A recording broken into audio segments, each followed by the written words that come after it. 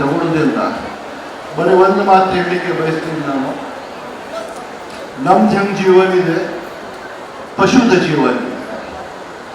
ನಮ್ಮ ಆರೋಗ್ಯ ಸಲುವಾಗಿ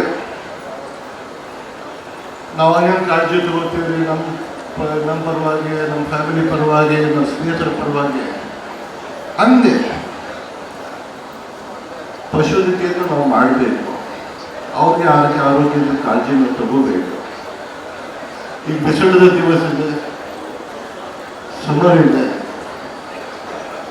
ನೀರು ತಗೊಳ್ತಾ ಇರ್ತೈತಿ ಎಲ್ಲ ಕಡೆ. ಪಶುಗೆ ಯಾವಾಗಲೂ ನೀರು ತಗೊಳ್ತೆ ಆಗಬಾರ್ದು.